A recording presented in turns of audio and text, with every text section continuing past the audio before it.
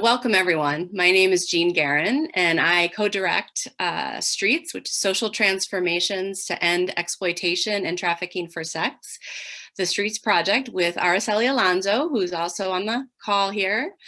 And on behalf, Streets is part of a larger initiative on campus called 4W, which stands for Women Wellbeing in Wisconsin and the World. And Streets is also a large part of the activities of the UNESCO Chair on Gender Wellbeing and a Culture of Peace at University of Wisconsin-Madison. So on behalf of all my 4W and Streets and UNESCO colleagues, we welcome you. Thank you so much for joining us. We're delighted you're here. And this is a first for us. It's first of what we are starting or launching of an online conversation series that we're calling Two-Way Streets. And we're transferring to this type of a platform to keep our engagement events going online in this unusual fluid situation we all find ourselves in. So thank you for making room for yet another Zoom meeting in your calendars. So for those of you new to Streets, I just wanted to give you a little brief on who we are. We're basically a platform for creative collaboration at University of Wisconsin. We're higher education, right? We're not service providers. We're trying to be a place that people can come together around research, education, and engagement to confront human trafficking. And we have a special emphasis on promoting the well-being of survivors of trafficking and amplifying their voices in higher education. One of our wonderful colleagues has offered to be our first Two-Way Street speaker, and it's going to be the first is the best, I think. But I'd like to turn it over now to Lara Gerassi, who I think is going to introduce herself more fully as part of her talk. So thank you all again for being with us. Hi, everybody. It's wonderful to see you all, or sort of see you all, and as Jean said, these interesting times we're having. I'm always really amazed with everything that is going on in people's personal and professional lives with COVID, that people take the time to come chat with me about some of the things that I love to talk about, and so it's really wonderful to have folks here. So today what I'm going to be talking about is broadly addressing racism and judgments about sex trading in practice settings. And this is really based on some research and some practice experiences that I have, but also it's grounded in some research that I'm going to share with you. So today I want to take a little bit of time to share with you a little bit about me and my work, and particularly my lens and my pathway to this particular research project that I'm going to share with you a little bit about. And the word anti-oppressive practice comes up a lot, so I just want to give a brief introduction to that, just so we're all on the same page, and then we'll be talking a little bit more about it as our time goes on together. And then I want to share with you yes, feel free to do. I'm just opening the chat. Feel free to introduce yourselves if you would like on the chat. I will probably not be paying as much attention to that, but please feel free to do that. And Ara and Jean will stop me if there are some questions that might be helpful for me to stop and address. So I'm going to give you a brief overview of a study that I did that really sort of brings to light some of these issues around addressing racism, and particularly the experiences of Black women who were engaging in services. So I'll do that by sharing acknowledgements, very brief background, enough methods to give you credibility, but not enough methods to hopefully have folks' eyes glaze over. That's always the balance that I seek in providing research presentations. Then I'll spend the bulk of the time talking about the findings. And then we'll sort of stop and have some time for small groups to really reflect on how do these findings from the research, which was conducted in St. Louis, Missouri, so a different social context than I think all of you are practicing in. What are some similarities? What are some differences? How does this relate to what you're seeing in practice? And then I'll pick it back up and talk about some of the recommendations that are coming from this study and some questions that I hope you'll take with you from this presentation for your work. And then we'll have some time for some Q&A. Okay, so before I go any further, I'd like to sort of share a little bit about my lens for this talk.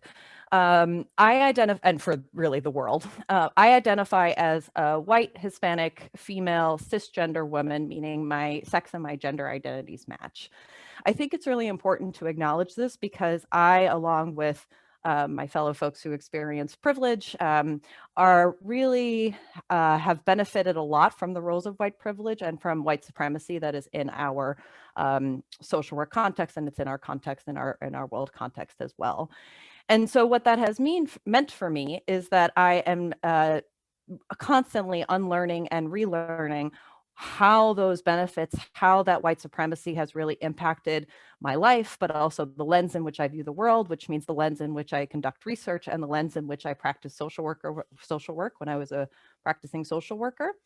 And so really addressing that and taking time to think about the critical implications of what that's meant for research and for practice is really, really essential, something that I strive for and something that will be an ongoing process. So I want to share a little bit about how I got to this point and how I came to this work. So as I mentioned, I was a practicing social worker. I still have an active LCSW license, though I don't use it very much these days in the current role that I have. My practice experience can kind of be divided into two areas. The first is working with immigrant communities, and this work was mostly conducted in New York. I speak French fluently and Spanish proficiently, and so that language access really provided me access to different communities and being able to do case management, interpretation, support groups, things along those lines. And then it was through that work that I became really interested in gender-based violence broadly, so intimate partner violence, sexual violence, and eventually further down the line, sex trafficking, in sort of the individual and group work that I was doing. I became really interested in sex trafficking because I was practicing at this point in the St. Louis area. At that point, my languages were really not being used very much, and I was mostly doing work with USA-born folks. And as prepared as I was for all the variety of different things by, I had some really great education and mentors. At the time, we really weren't talking about sex trafficking as something that could be happening to USA-born folks in the St. Louis or the same thing applies to Wisconsin areas. And so I wasn't prepared to hear some of the things that I was hearing in practice. So throughout my individual assessments, I would hear things like my boyfriend pimped me out, or I'm staying with a friend and doing what I got to do to survive. And, further conversations would really elicit to some things that were certainly some at-risk trafficking behaviors. And so that really got me interested in, were we asking the right questions in these practice settings? Were we providing the right interventions? Was this something different than the intimate partner violence, sexual violence services that we were providing? And so eventually that led me to certainly some work in the practice area, but then eventually to go back for a PhD to study this in a more of a research context. So now I'm an assistant professor at the Sandra Rosenbaum School of Social Work in University of Wisconsin-Madison. This is my 4th year in the Madison area. And, really when I talk about my work, I think about it in terms of my research, teaching, and service. And my research is really focused on improving the health and well-being of people at risk of sex trafficking. What I try to really think about is how intersectional identities, so how race, gender, sexual orientation, for the most part, those are the 3 identities that come up a lot, though I think there's certainly more that are relevant that I haven't quite gotten to yet, but how those identities really impact both the experiences of risk of sexual victimization, of sex trafficking, and also identification and access and engagement with social services. And so I think a lot about those things as well in my research, and certainly have lots of different work in this area that is advancing sort of this overall goal of improving health and well-being for people at risk of sex trafficking. And then I also bring sort of this anti-oppressive and anti-racist lens to the research that I do, but also teaching and service. And I think it's just an essential part of the work that we're doing, because when we think about sex trafficking and violence against women or gender-based violence, all of that is really rooted in context of social oppression. And so not thinking about anti-oppressive practices and what that means for the work, or anti-racism, is a disservice. So I've used this term anti-oppressive practice a lot, and so I just want us to kind of get on the same page about what that means. And I've got a series of citations and references that I'll include at the end, and there will be slides that we'll send out. So you'll have all of this information as well. But so when I'm talking about anti-oppressive practice, particularly within the social work context, I'm really, and sort of social services practice context, I'm really talking about the reflective and critical process of actively challenging domination, so things like white supremacy, at the interpersonal and at the structural level. And so this was really developed to acknowledge the inequity, discrimination, and marginalization that exists. I will also add a caveat that as anti-racism work is getting more and more discussion, which is wonderful, part of what, when we think about anti-oppressive practice, it's inclusive of anti-racism, but in thinking about this in an intersectional lens. So thinking about anti-racism work, but also anti-sexism work within, for say, women who identify as Black, Indigenous, people of color, for example. And then sort of examining the social identities and gaining awareness around addressing some of these biases around people and working to really equalize the power and position, particularly of client groups, right? And so thinking about sexism, racism, heterosexism, all of these isms that are really impacting these spaces. So even in my introduction, when I sort of wanted to be transparent with you all around the lens in which I view this work and sort of how I personally have benefited from white supremacy and from white privilege, that is sort of an effort to really work towards this anti-oppressive practice model. So I want to shift gears to talking a little bit about this study that I conducted, which essentially was really trying to understand how cisgender, so women whose biological sex matches their gender identity, who have traded sex as adults, how do they navigate social services? So before I go any further, I do want to give a brief acknowledgement to some of the very important people that made this study happen. First, to the research participants. Their narratives, you'll see shortly, but their narratives are very rich. Their time and their wisdom was very much appreciated and central to the richness of this project. I'm sharing, I'll tell you later, but I'm sharing some of their narratives with you all today, but they're also written in different forms. And obviously, you know, we wouldn't be here and talking about this without them. So I'm extremely grateful for them, as well as the community partners that really made this happen. There were some really instrumental people who really worked with me, and this was really important in thinking about sort of applying an anti-oppressive practice research component to this process, right? And coming together and sort of really trying to interpret findings. This was very important. And then, of course, funding is always helpful when conducting research. So I'm very grateful for that. So I think when we talk about sort of these research studies, I think it's really important for us to think about what are the contexts in which the study is taking place. And so this study took place in St. Louis, and you could see from the map on the top right that the city of St. Louis is located next to the county of St. Louis, very confusing, but where Ferguson is located.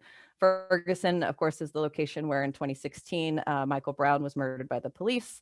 And of course, either continued a national conversation or sparked a national conversation, depending on how you look at it, to sort of think about racial inequity and racial justice in different contexts. So after that, in the St. Louis area, obviously this was something that was really important and central to the community. And there was a report that was issued the following year that was really sort of assessing the racial inequities that was occurring in the St. Louis landscapes. You know, in my conversations and thinking about racial demographics and sort of looking at things, I think there's a lot of similarities between Milwaukee area and St. Louis in terms of the racial segregations that are in the cities and what some of the implications are for practice. And then, you know, this study took place in 2016, 2017, so shortly thereafter. So certainly this was ripe in that context. So briefly, you know, why is it important for us to even be thinking about how women navigate social services? So there's a lot of needs that come up with women who are experiencing sex trading across the spectrum, and certainly who are at risk of sex trafficking or experience sex trafficking. There's a lot of sort of co-occurring experiences of trauma and post-traumatic stress disorder, depression, substance use, and sexually transmitted infections, and HIV and health infections, right? So lots of different reasons what might contribute to some of the needs of women accessing services and really benefiting from what I know social services can be really wonderful in providing. And so the most commonly reported services for this population are substance use treatment, certainly because of high substance use rates in this population, behavioral health or mental health treatment. The language is changing around that, so I just want to make sure that we're all on the same page about that. And then shelter and residential services and general advocacy and support, certainly for legal matters and others as well. So the meat. So the aim of this study was really to understand how adult women who trade sex identify their sex trading experiences. So how do they view their own sex trading? And this is written about, but this is not going to be as much of the focus of what I want to talk about today, except as relevant with sort of the pieces around racism and racial tensions that emerged. But I really want to focus on the second piece, which is identifying the perceived barriers and facilitators to service access and engagement. So really, how do women access services? What's helpful? What's not helpful? How do they stay engaged in services? What's helpful and not helpful? I did not go into this study with a focus on race and racism. That was not one of my sort of central pieces of going in. However, perhaps partially because of the lens I have and the questions that we had and sort of the analysis that came, and I think because of the community-based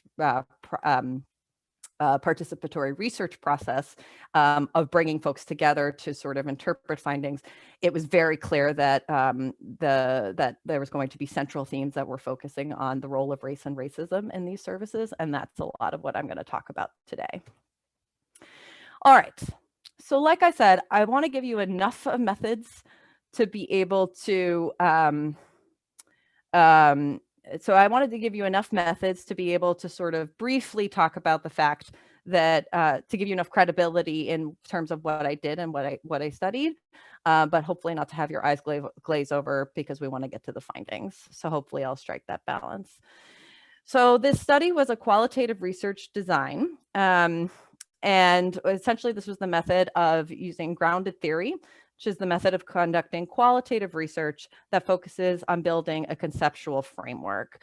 So essentially what we're doing here is we are in the analysis, in interviews with women, we are attending to contexts and meanings, and we're thinking very critically about the role of social hierarchies, of power differentials in terms of understanding the analysis. And I think for Teresa's comment, I think this is a really important one, right? That when we think about sort of what we see in the literature in terms of what we see statistically, we certainly see elevated rates of substance use among survivors of human trafficking in general, but really I'm talking about sex trafficking. However, that certainly doesn't mean that everyone has an issue with substance use, right? It means that there's sort of an elevated risk, but it doesn't mean that every single person is the same. Right, and that every single person will experience that. So thank you for that point, Teresa. Okay, so who did I talk to? So I interviewed a total of 30 women.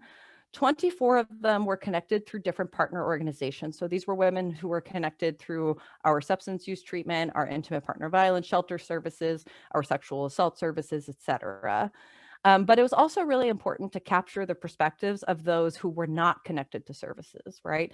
If we're talking about women's experiences and we're talking about, you know, what are some of the barriers around women not accessing services, it's really important to talk to people who aren't accessing services. And so we were able to, through asking some of the women who we interviewed in that first phase, we were able to talk to or interview another six women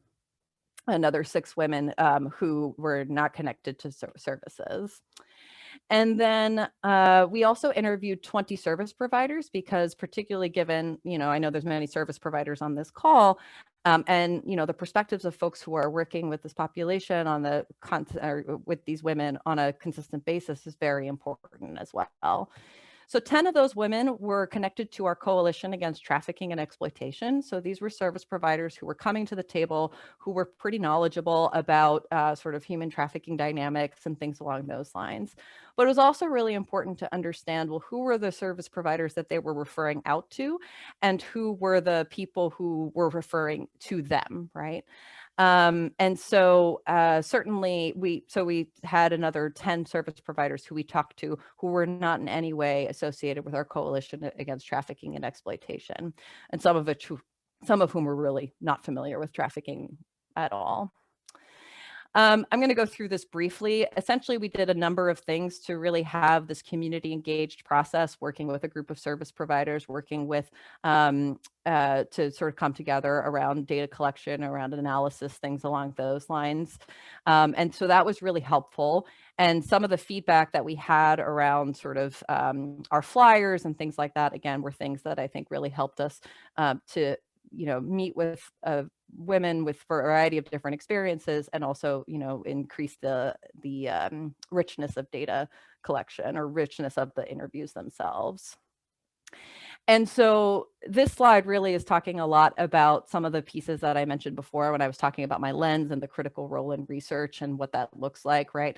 Really taking stock of how my identity as, I was the one doing all of the interviews, right? So how my identity was really impacting or not the interviews and the richness of the data, and particularly as related to the findings here, how did that process compare when I interviewed Black women versus white women, for example, right? And sort of thinking about some of the challenges that might come up there.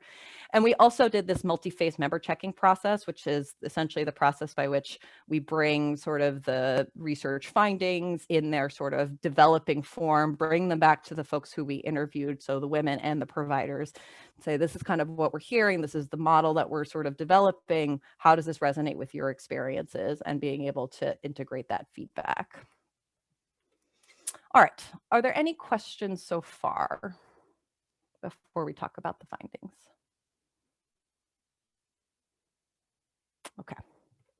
So I want to tell you a little bit about the women and the service providers who I interviewed. So the women who were, so we had a women who identified, 17 women identified as African American or Black, one identifying as biracial, African American, and white.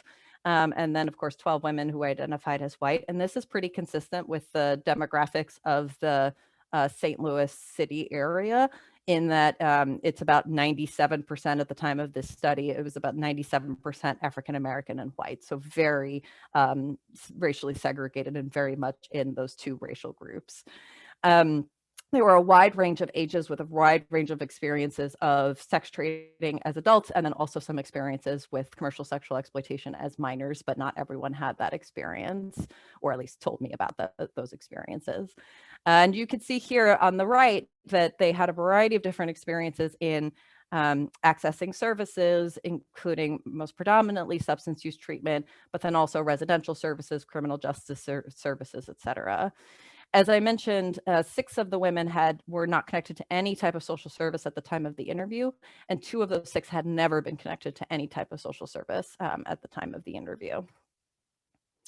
For the service provider, the racial demographics changed, which is also pretty consistent with what we see in the literature. In the literature, we know that there's predominantly white social service providers, particularly white female social service providers. Sorry,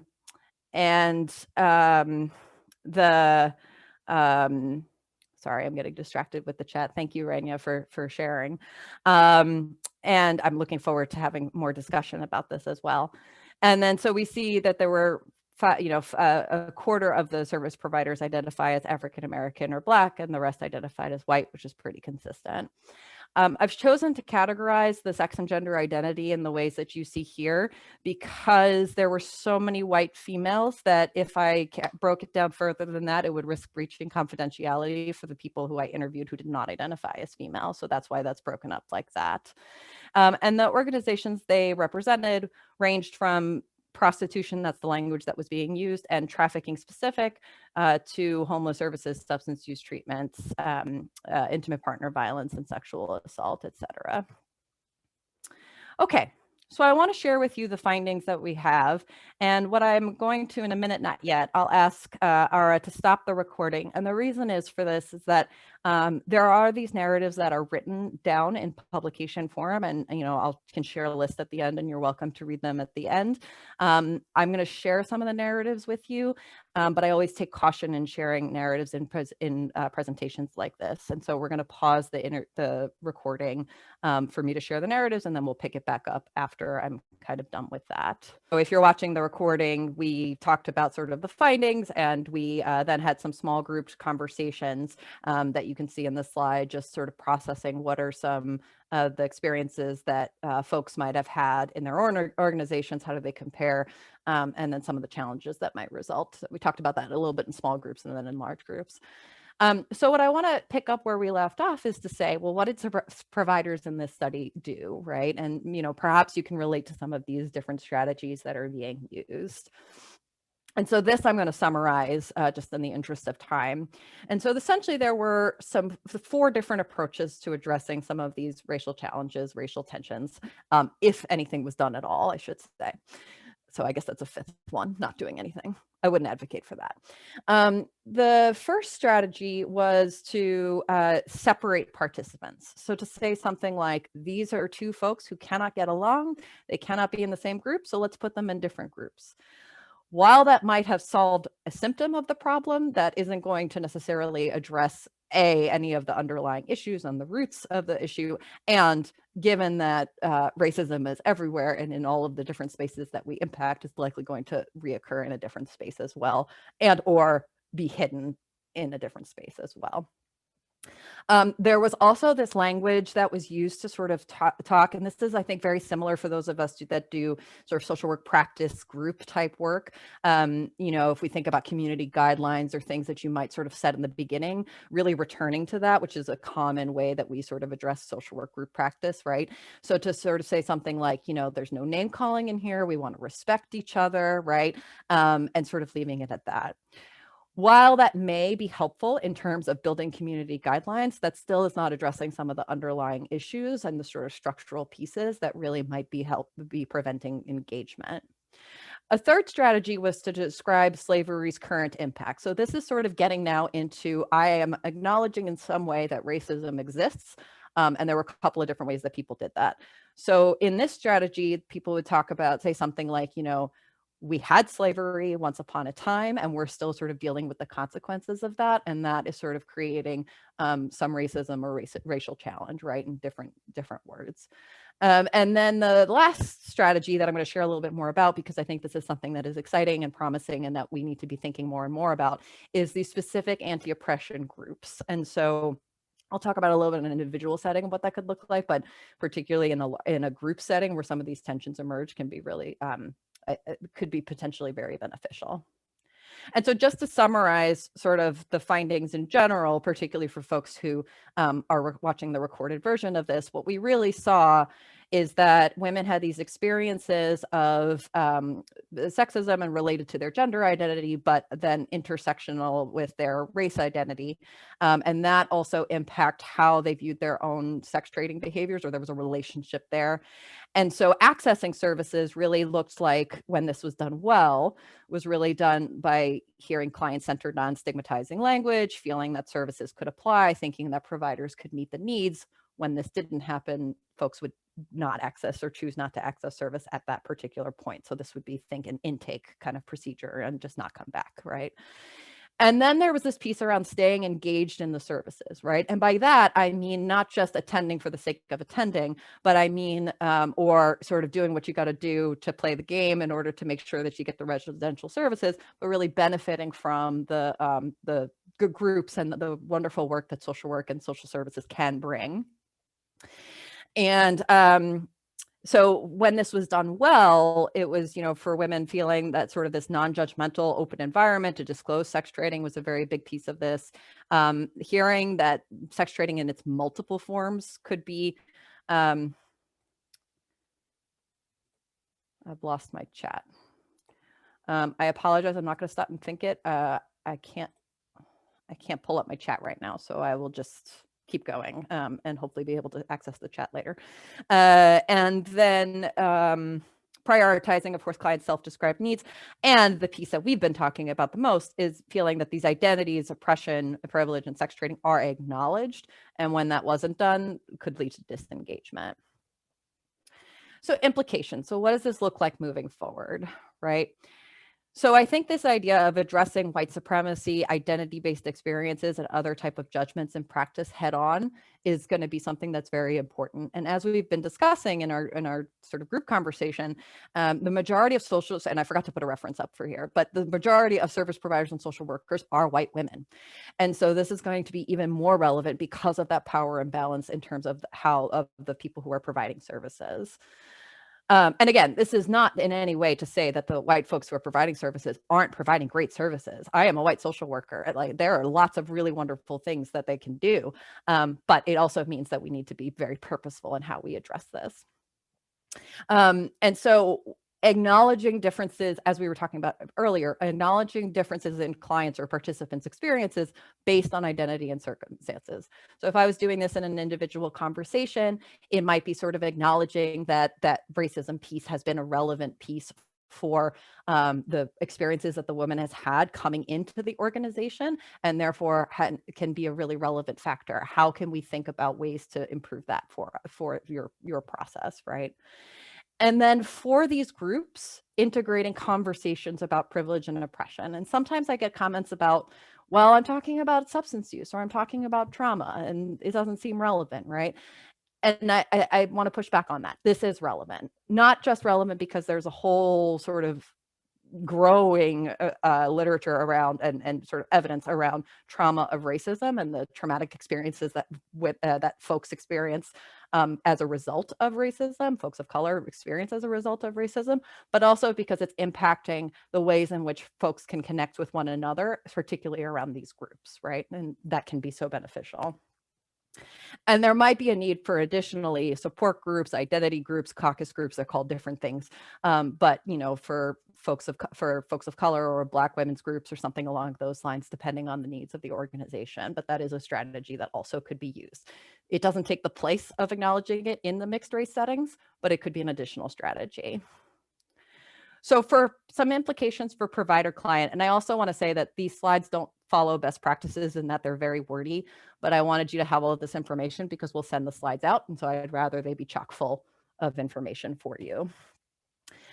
So this preferential treatment piece is consistent with prior work. We see this in juvenile justice work around, particularly around girls who are involved in the juvenile justice system, lots of sex trafficking going on, that they were more likely to be recommended for treatment-oriented, white girls were more likely to be recommended for treatment-oriented placements as opposed to detention. So this is pretty consistent with some of the challenges that we see. It's also, I'm actually curious within the last 4 years what the face of racism looks like. But racism comes in many forms. It can come in overt, physical, sort of that sort of type piece, but it also can come in covert, disguised, microaggression type spaces. And that, at least in my practice experience, and certainly in the experiences that we heard in the study, that was more of what we needed to be addressing. Not to say that the other pieces are important and relevant, but that's what is coming up constantly in social services. And that these sort of microaggressions that are getting at that go unrecognized often, right? So we really need to be working towards that. And so these ongoing anti-oppression kind of conversations can be essential, but also if we don't name and acknowledge the impact of race and racism on, as relevant for this study, African-American and Black women's lives, then that is sort of contributing to this colorblind or this I don't see color kind of terminology, which can be really problematic because it doesn't acknowledge the experiences that these women have with that intersectional identity. So that's what we want to do, right? I want to acknowledge that this is what this looks like. And, that lens or that ways that we can do that, we can put that into our, like I did in the beginning, we can put that in our talks and in our conversations, but we also can do that in our individual and group practice work. And so group work wise, there certainly could be integrating sort of these anti-oppression modules and conversations, right? And the idea behind these is really focusing on understanding privilege and oppression, what that is, right? In those terms. And when I say this, I should specify that as well, is that folks of color know what racism is and what it looks like, right? And what oppression looks like. It's usually white folks that need to understand a little bit more about what privilege is. And then refuting those concepts of color blindness, and sort of that terminology can be really helpful. And, of course, that this is shaped by our own identities, right? And so in terms of the roadmap of what this looks like for me might look a little bit different than what it might look like for somebody else, right? So the objective of these groups should be increasing understanding and participants or residents of a group, and strengthening the relationships, right? That's the purpose. That's why we're doing this, within the context of racial oppression, of white supremacy, of sort of all of these pieces that are impacting some of these dynamics. And so, for example, this can be tailored, right? So if you're doing a trauma group, bringing in the trauma of racism piece might be important, right? If you're doing a substance use, right, there's disproportionate rates of substance use having to do with race and racism as well, right? Bringing that in, right? And so what that looks like, I think, is really specific to the organization. So I want to give you a sample of what this looks like, and I hope that you can, take this with you, think about it, mull about it, what work are you already doing on this stuff? Because I'm sure some of you are doing some really, really great works already in this. How can it be tweaked and improved?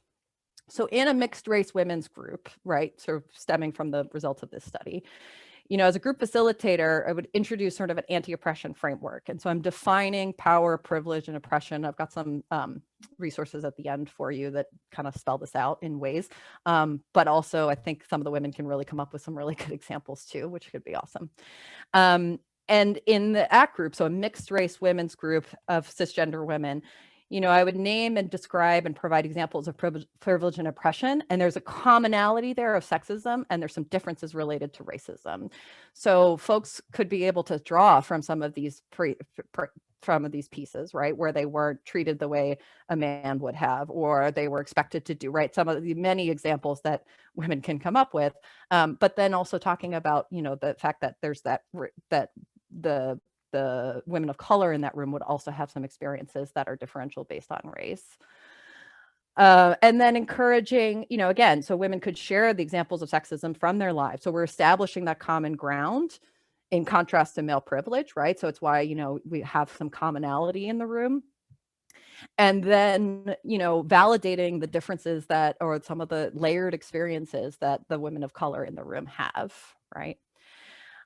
One thing that I think is really important, of course, is that we don't want to sort of turn to put very crudely, turn to the folks of color in the room and have them teach the white folks about what racism is, right? And so, or otherwise known as tokenizing them, right? But if we're having a conversation around, I want to acknowledge that this is what power, privilege, and oppression is. This is how we have shared experiences of sexism.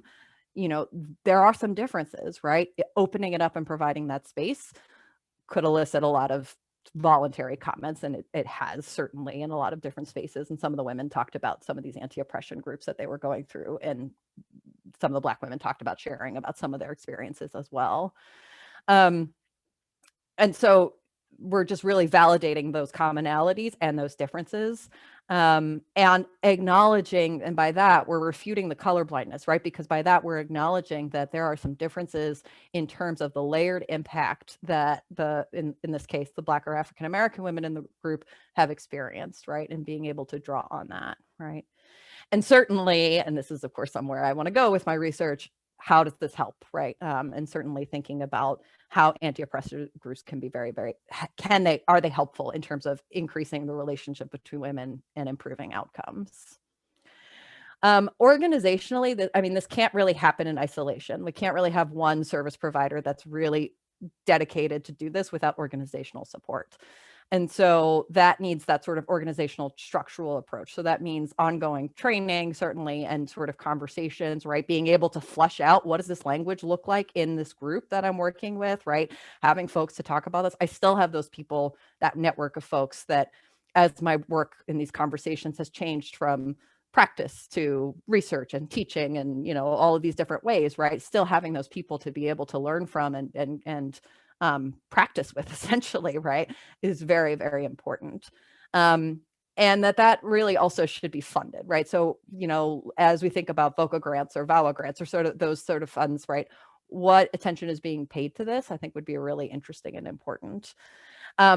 The other piece about this is for supervisors, and some of you might be supervisors, there is more and more literature and readings around identity-based supervision. So it's really sort of not just having a colorblind supervision, but sort of saying you're white, you're working with, these clients or participants, right?